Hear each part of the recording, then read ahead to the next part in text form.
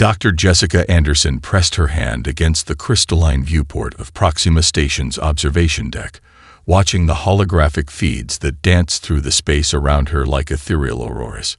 Each stream carried a piece of Earth's endless cultural output: Nashville's newest quantum harmony country ballads, zero-gravity ballet performances from the Martian Arts Academy, and the latest interactive storytelling experiences from New Delhi's Dreamweavers. The sight of so many alien species transfixed by human creativity never failed to amaze her. A towering Kralaxian, its crystalline form refracting the light of Earth's transmissions, swayed in perfect rhythm to a bluegrass melody. Nearby, a cluster of Mindweave collective organisms had shaped themselves into a living sculpture, mimicking the latest art installation from the Tokyo Quantum Gallery.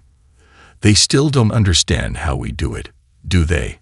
Jessica's assistant, Winston, materialized beside her in his preferred form of a translucent British butler. "That's what makes it magical," she replied, watching a group of Zixtal youth, each no larger than her thumb, attempting to recreate a human dance movement with their multiple limbs. Every species has their own form of expression, but there's something about human creativity that resonates differently. The station's quantum feed monitor chimed softly, drawing her attention to the technical readouts. Earth's cultural transmission network was operating at peak efficiency, pumping out terabytes of art, music, literature, and entertainment to the hundreds of alien civilizations that had become addicted to human creativity over the past century. A flash of movement caught her eye. Amanda Chen, her fellow cultural liaison, was hurrying across the observation deck with an unusual urgency in her steps. "Jess, are you seeing any fluctuations in your sector?" Jessica pulled up her personal interface, holographic data streaming through her fingers. "Nothing unusual. The Nash Mars concert is drawing record numbers, and the Dreamweaver feeds air." The world went silent. At first, she thought it was a local glitch, but the reaction of the aliens around her told a different story. The Kralaxian's crystalline form shuddered, its harmonious swaying turning to confused tremors. The Mindweave sculpture collapsed into a puddle of bewildered consciousness. The Zixtal youth froze mid-dance, their tiny faces turning toward the now empty data streams. "Winston, status report." Jessica's voice cracked as she pulled up emergency protocols. "All Earth feeds have ceased transmission." The AI's usually proper tone carried an edge of concern. "No error messages, no warning signs. Everything just stopped." Amanda was already coordinating with other stations through her neural link. "It's not just us. Every monitoring station in the galaxy is reporting the same thing. Earth has gone dark." The silence spread like a shockwave through Proxima Station. In the entertainment district, alien artists who had been creating works inspired by human expression stood motionless before their canvases. The philosophy chambers, where beings from 1,000 worlds debated human concepts of love, freedom, and purpose, fell into confused murmuring. Jessica felt the weight of 1,000 alien eyes turned toward her, their expressions ranging from confusion to fear to something deeper. An almost physical pain at the sudden absence of human creativity that had become as essential as air to many species. "Get me a direct line to Earth," she ordered Winston, her training kicking in despite the growing knot in her stomach. "And contact the Galactic Council. They need to know." A high-pitched keening cut through the air. The Kralaxian had begun to sing, a sound of pure loss that resonated through the station's structure. One by one, other aliens joined in, each adding their own expression of grief to the impromptu chorus. As Jessica raced to her emergency station, she realized they were missing something obvious. Earth hadn't just gone silent. It had gone silent without warning, without error, without any sign of technical failure. Something had happened to humanity's homeworld, and for the first time in centuries, the universe was about to learn what it meant to live without its storytellers. Commander Michael Hayes had never seen Earth look so beautiful, or so wrong. The planet hung in space like a perfect marble, its cities still gleaming, oceans still rolling with waves, but there wasn't a single ship in orbit. No traffic control beacons, no orbital platforms, no signs of the bustling space traffic that had defined Earth for the past century. Preliminary scans show no signs of radiation or weapon signatures, Dr. Emily Turner reported from her station on the bridge of the investigation vessel Curiosity. Her team of alien scientists, the best in their fields, worked frantically at their stations, each contributing their species' unique perspective to the mystery. Life signs? Michael asked, already dreading the answer. Abundant, but nothing human. A Viridian observer reported, its crystalline sensory arrays pulsing with data. Animals, plants, even insects are present and active. But 8 billion humans, gone. The Curiosity entered atmosphere above Geneva, its stealth systems unnecessary in the abandoned skies. Their target was CERN, where Dr. Turner's last known quantum communications experiment had been conducted. As they descended, Michael watched the city pass below them. Cars still parked neatly in their spots, parks still meticulously maintained, everything looking as if humanity had simply stepped out for a moment. They found the underground facility exactly as it had been left. Coffee cups still sat on desks, screens still displayed active data, and in the center of the main lab, Dr. Turner's quantum array hummed with an energy that made the alien scientists' instruments go haywire. It's still active, Emily breathed, running her hands over the controls she'd helped design. But these readings, they're impossible. Michael watched as she pulled up the lab's video logs. The final entry showed a team of excited scientists gathered around the array. On screen, Emily's voice bubbled with enthusiasm. We've detected a pattern in human brainwave activity that corresponds to quantum field fluctuations. If we can amplify it, we might finally understand why human creativity has such a unique effect on. The video cut to static. Look at this, the Viridian observer called out, its crystal form reflecting strange patterns of light. The quantum field readings just before the event. They're identical to the patterns we see in human art and music. Emily's hands flew over the controls, her face paling. We weren't just detecting the pattern. We were amplifying it.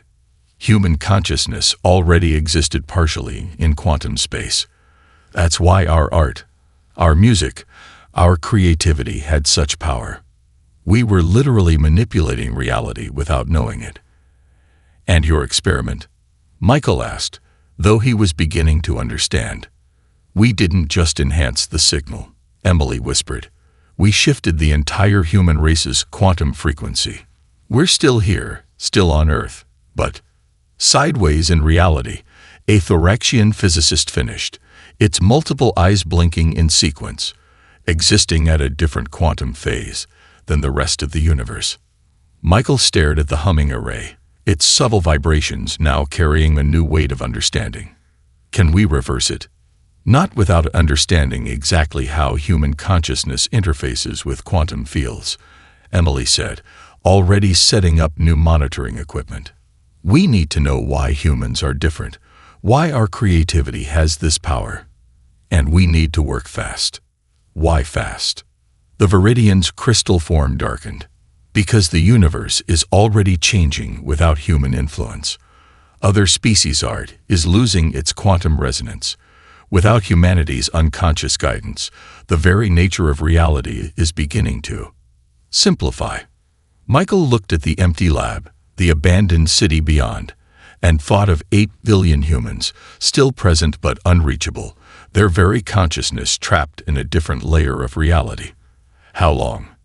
Days, maybe weeks before the changes become irreversible, Emily said, her voice steady despite the weight of her words. After that, humanity won't just be lost. The universe will forget how to dream. Lieutenant James Cooper rubbed his eyes, convinced he was finally losing his mind. The mining colony on Kepler 186F wasn't known for its entertainment options, but he'd never expected to hear Johnny Cash playing through the quantum static of his communications array. There it is again, he muttered, adjusting the frequency. The notes of Ring of Fire whispered through the background radiation of space, as real as they were impossible. His alien crew had heard it too. The melodic communications officer, Telix, had been humming the tune all week without realizing it wasn't their own creation. Lieutenant, Telix's harmonious voice echoed through the command center. The Galactic Council's emergency broadcast is beginning. The holographic display flickered to life, showing the Grand Chamber where representatives of 10,000 species gathered in barely contained panic. The absence of human culture had hit harder than anyone expected. Reports flooded in from across the galaxy. Alien artists unable to create without human inspiration. Entertainment districts falling silent. Philosophy schools closing their doors as concepts once crystal clear became impossible to grasp. The situation is critical. The council speaker, a luminous energy being, announced, "Without human influence, we're seeing unprecedented cultural decay. The quantum resonance that maintained much of our shared art and music is breaking down. We must." Static cut through the transmission. But in that static, Cooper heard something that made his heart stop. Children laughing. A fragment of a television show. The roar of a stadium crowd. Did anyone else hear that? He asked, but his crew was already moving to their stations, their various sensory organs trained on the communications array. Quantum fluctuations are increasing. Telix reported, their crystalline form vibrating in harmony with something just beyond normal space. The patterns. They match human brainwave activity. Cooper's personal comm unit chimed with an urgent message from Dr. Emily Turner at CERN. Are you detecting it too? The echoes are getting stronger. Humanity isn't gone. They're broadcasting from whatever quantum frequency they've shifted to. Before Cooper could respond, the mining colony's warning systems blared. Outside the reinforced windows, reality seemed to ripple. For a brief moment, he saw a human city superimposed over the alien landscape, skyscrapers and parks ghosting through the mining equipment like a half-remembered dream. All stations report similar phenomena, Telix said, their musical voice tight with excitement. The quantum barrier between dimensions is thinning. Human consciousness is leaking through. The council broadcast resumed, but now it showed scenes from across the galaxy. On 1,000 worlds, alien artists who had once created works inspired by human emotion found themselves drawing images from the quantum static, scenes of Earth, fragments of human life, echoes of a culture that refused to be silenced. It's not just art, Cooper realized, watching his crew respond to rhythms they couldn't consciously hear. Humanity's been teaching the galaxy how to perceive quantum reality through creativity. Without us, the universe forgets how to dream. Telix finished, their crystalline form reflecting impossible colors. But these echoes, they're like humanity is trying to remind us. The mining colony's quantum sensors continued to pick up fragments. A child's birthday party, a love song, the cheers of a graduation ceremony. Each echo seemed to carry not just sound or image, but the pure emotional energy that had made human creativity so powerful. Cooper started recording everything, knowing each fragment could be the key to finding Earth's lost population. But as he worked, he noticed something that made his blood run cold. The echoes were getting weaker, as if the quantum frequency that held humanity was drifting further away. "We're running out of time," he transmitted to Dr. Turner. "Whatever's happening to Earth, it's not just about saving humanity anymore. The whole universe is starting to forget how to feel." Specialist Amanda Foster stood in the ruins of what had been the galaxy's most prestigious art gallery on Centauri Prime.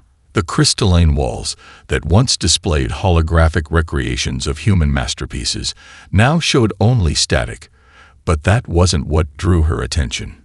It was the aliens, dozens of them, from different species, all trying desperately to create art that could fill the void.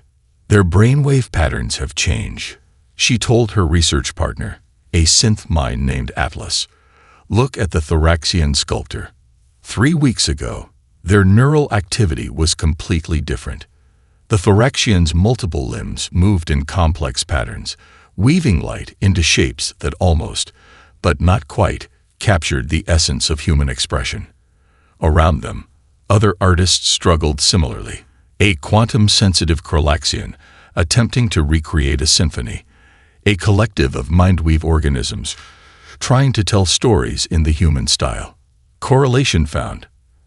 Atlas announced, its holographic form flickering with excitement.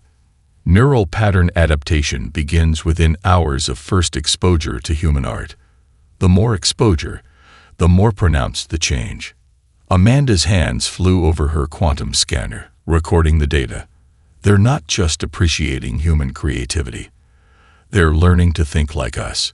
Humanity has been unconsciously teaching the galaxy to access quantum reality through art. A commotion at the gallery's entrance drew their attention. A group of young aliens had begun fighting, their frustration at being unable to create boiling over into violence. It was happening everywhere. Riots on worlds that depended on human entertainment, political upheaval in systems that had built their governments on human philosophical principles. New data from Earth. Atlas reported. Dr. Turner's team has detected phantom cities appearing in quantum space. The barrier between dimensions is becoming unstable. Amanda watched as the Thoraxian's latest attempt at art suddenly resonated with something deeper. For a brief moment, the light sculpture pulsed with true human emotion, and through it, they all heard the echo of Earth music. "That's it," she exclaimed, her scanner going wild. Atlas, compare these readings to the Phantom City data. The analysis took seconds. Match found. The Thoraxian's neural patterns during creative expression match the quantum signature of the phantom manifestations. Amanda rushed to the sculptor, her translator working overtime, as she explained her theory. The Thoraxian's eye clusters widened in understanding, and they began to sculpt again, this time with pure emotional intent rather than technical precision.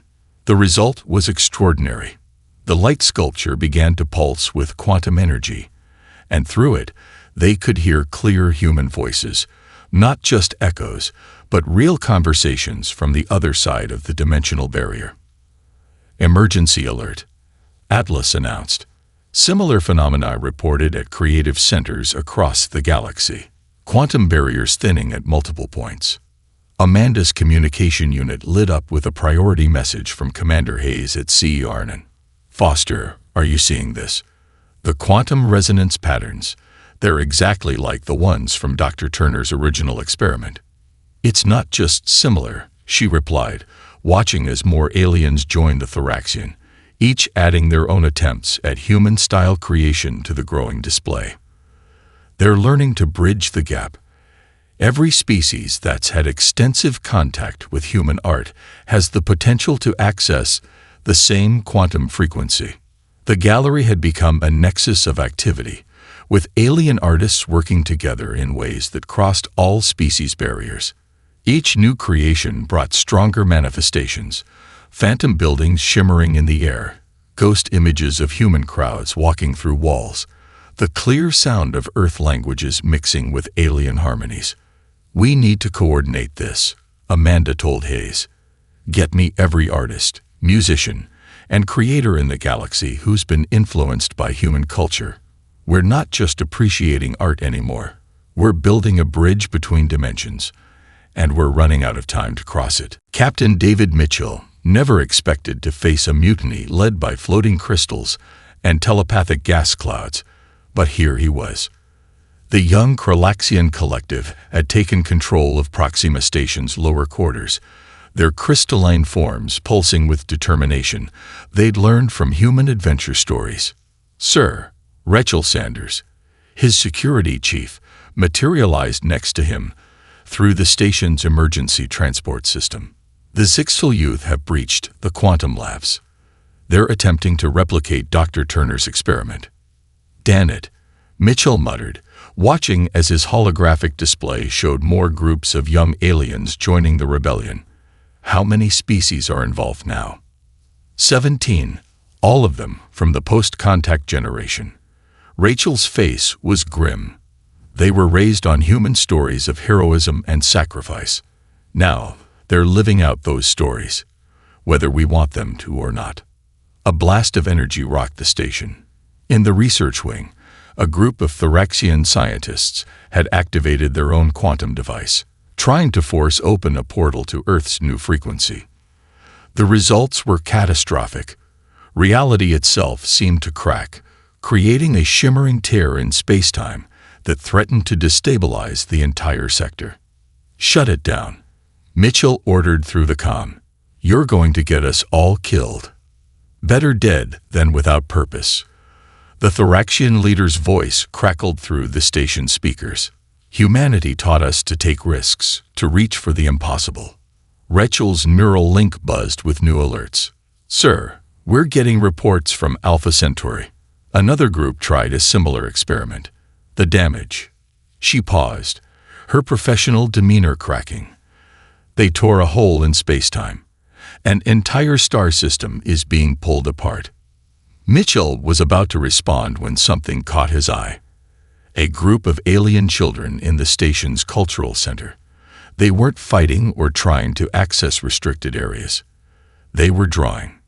"Rachel, look at this." He enhanced the feed. The children, representing species that had never created visual art before human contact, were producing images that seemed to pulse with quantum energy. Their simple drawings somehow captured the same resonance that had made human creativity so powerful. "Sir," an officer called out, "the quantum readings from the children's art. They're identical to the patterns we detected just before Earth disappeared." A new voice cut through the chaos. Dr. Emily Turner, broadcasting from Earth. "Captain Mitchell, are you seeing this? The children's neural patterns. They're not trying to copy human art. They're naturally developing the same quantum connection that humans have." Mitchell watched as more young aliens joined the children, abandoning their violent protests for creative expression. Each new drawing seemed to strengthen the quantum resonance, creating brief windows through which they could see flickers of Earth, real, solid Earth, in its new dimensional frequency. The solution was never force, Rachel realized, her security training giving way to wonder. We can't break through to humanity's dimension. We have to learn to see it the way they do. The station's alarms finally fell silent as the rebellious species stood down, drawn to the growing creative gathering in the cultural center. Mitchell watched as Kralaxians, Thoraxians, and dozens of other species joined the children, each adding their own interpretation of human-style art to the expanding display. "Get me a line to the Galactic Council," he ordered, a plan forming. "And contact Amanda Foster's team. If the children can develop this connection naturally, maybe that's the key. We don't need to force our way to Earth. We need to learn to dream like humans do." As he spoke, another window to Earth's dimension flickered open, larger and more stable than any before. Through it, they could see a human city, its people going about their lives, unaware they'd slipped between the layers of reality. For the first time since the crisis began, Captain Mitchell felt real hope. The universe hadn't lost its dreamers. It just needed to learn how to dream again. Dr. Thomas Wright had spent his career studying alien music, but he'd never heard anything like this. The massive chamber in Proxima Station's cultural center had been converted into an impromptu concert hall, where beings from 100 different species attempted to create music that could bridge dimensions. "There's a pattern here," he muttered, his quantum scanners dancing with complex data. The Kralaxian crystal choir resonated at frequencies that shouldn't have been possible, while the Thoraxian percussion section generated rhythms that seemed to bend spacetime itself. "The readings are off the charts." Amanda Foster's voice came through his comm unit. "Every time they hit certain harmonies, we're seeing the same quantum signatures that Dr. Turner detected in human brainwaves." Tom watched as a young Mindweave collective joined the performance, their consciousness spreading through the air like living music. The moment their notes merged with the Kralaxian choir, reality flickered. Through the distortion, they could hear the clear sound of human voices, not echoes this time, but real conversations from Earth's shifted dimension. It's not just music, he realized, his hands flying over his instruments. Human art, music, creativity. It was never just entertainment. It was a language that spoke directly to the quantum substrate of reality. As if to prove his point, the chamber's far wall suddenly became transparent, revealing a ghost image of a human city street. People walked through the quantum barrier, unaware they were being observed from another dimensional frequency. The image held for nearly a minute before fading. Tom. Amanda's voice was urgent. The alien children from the art center.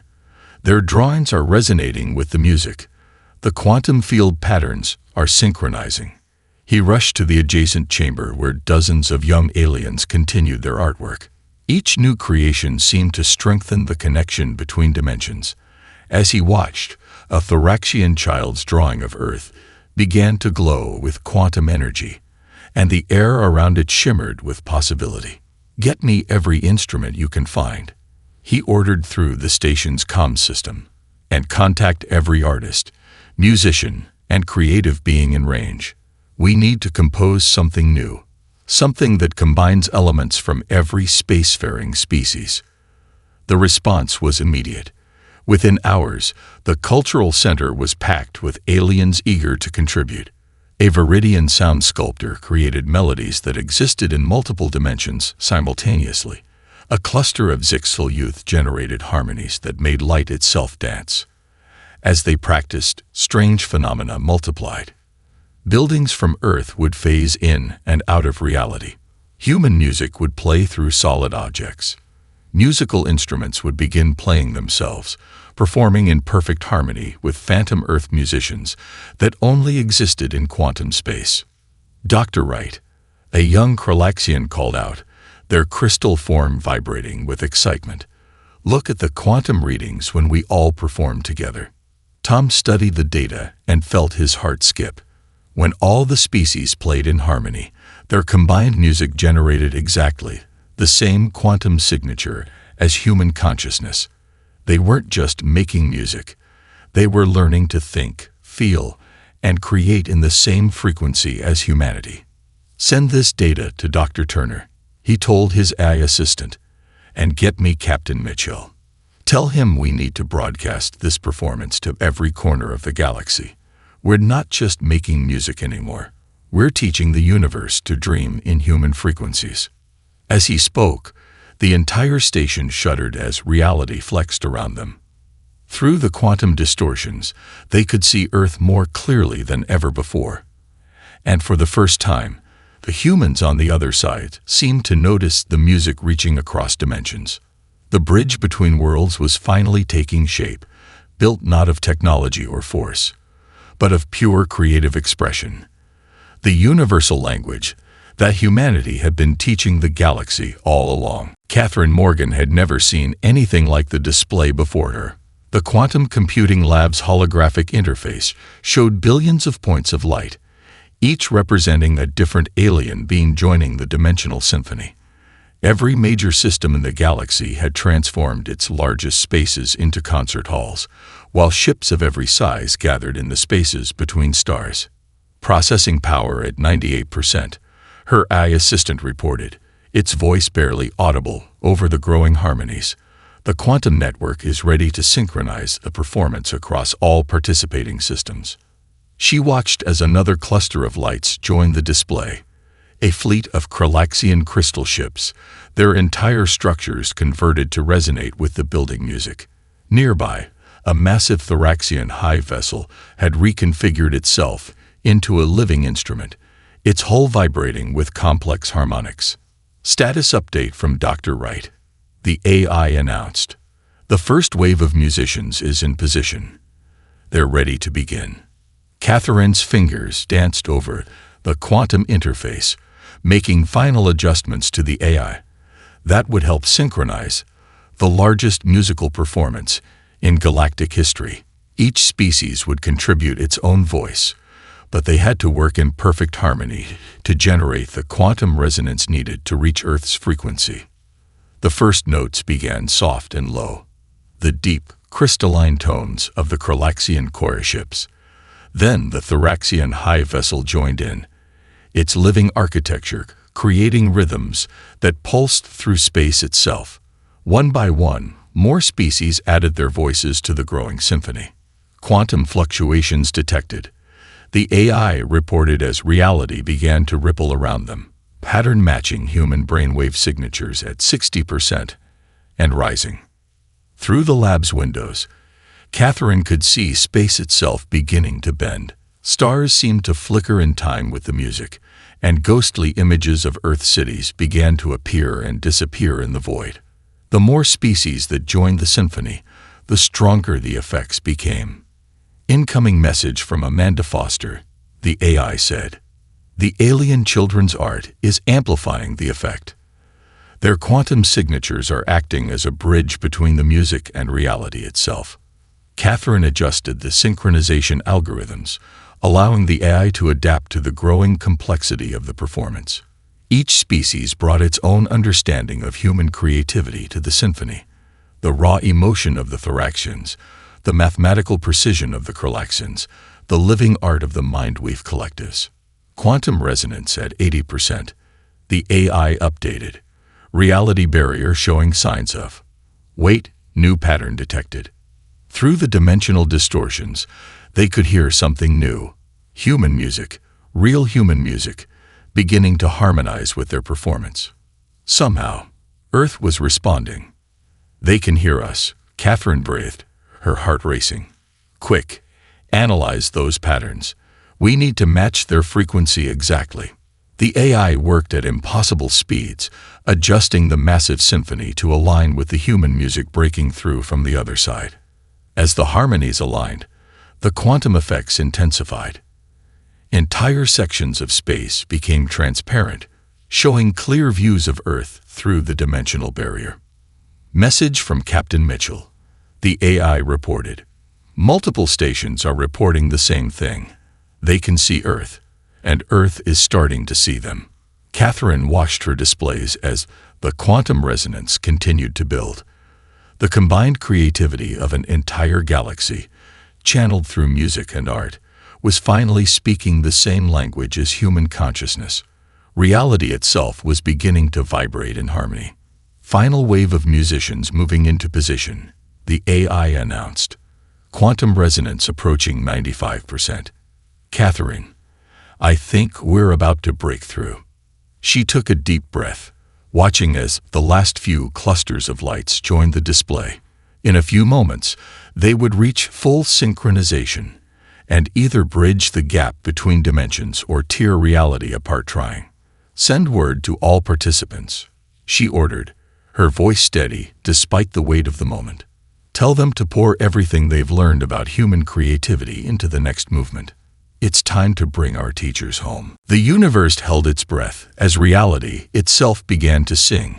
Colonel Robert Pierce stood in the grand chamber of the Galactic Council, watching as the combined creative force of 1 trillion beings reached across dimensional barriers. The massive quantum displays showed Earth flickering between frequencies, each pulse bringing it closer to normal spacetime. Quantum resonance at maximum. Catherine Morgan's voice echoed through every communication system in the galaxy. The barrier between dimensions it's starting to dissolve.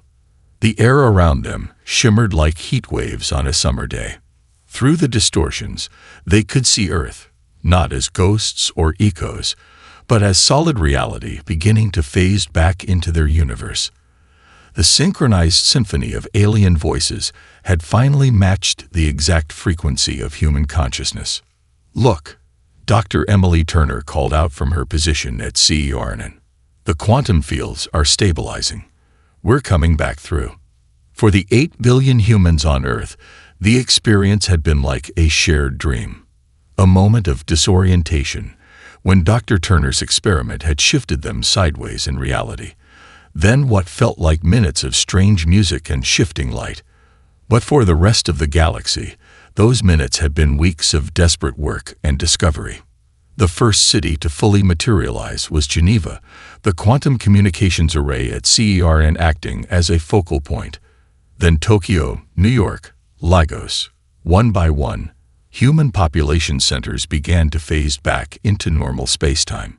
The people within them looked around in wonder as they realized what had happened. "We need to stabilize the transition," Robert announced to the council. "Keep the symphony going until every human settlement is back in phase." The alien musicians poured everything they had into their performance, each species contributing their understanding of human creativity to the quantum resonance. The Kralaxian crystal ships sang with pure joy. The Thoraxian hive vessels pulsed with raw emotion, and the Mindweave collectives wove patterns of pure thought through the music. Dr. Jessica Anderson, who had witnessed the first moments of Earth's disappearance from Proxima Station, now watched through tears as humanity returned. But something was different. The quantum barrier that had separated dimensions was gone, and with it, the unconscious limits that had previously confined human creativity. The children's artwork, Amanda Foster reported from the Cultural Center. It's not just reflecting quantum energy anymore, it's generating it. And not just the alien children, human children too. We can all see it now. As the last human settlements phased back into normal spacetime, the galaxy erupted in celebration. But it wasn't just joy at humanity's return. It was the shared understanding of what had been discovered. Human creativity hadn't just been entertainment. It had been a force capable of reshaping reality itself. In the following days, the Galactic Council was reorganized. Humanity took its place not as rulers or conquerors, but as teachers. Earth became a center of learning where beings from across the universe came to study the art of quantum creativity. The ability to dream so deeply that reality itself would listen and change. "We never knew," Robert told the assembly during the first session of the new council. "For all our history, humans were using quantum forces through nothing more than imagination and emotion. Now that we can see it, now that we can teach it, the future is limited only by what we can dream together." On Proxima Station's observation deck, Dr. Anderson watched a group of human and alien children playing together, their art and music casually bending the laws of physics as they created. The universe had changed, not because humanity had been lost, but because in finding them again, every species had learned to dream. The stars themselves seemed brighter now, pulsing with the combined creative energy of a galaxy that had finally learned to see reality, as humans always had, not as a fixed set of rules, but as an endless canvas of possibilities, waiting for someone to dream big enough to change it.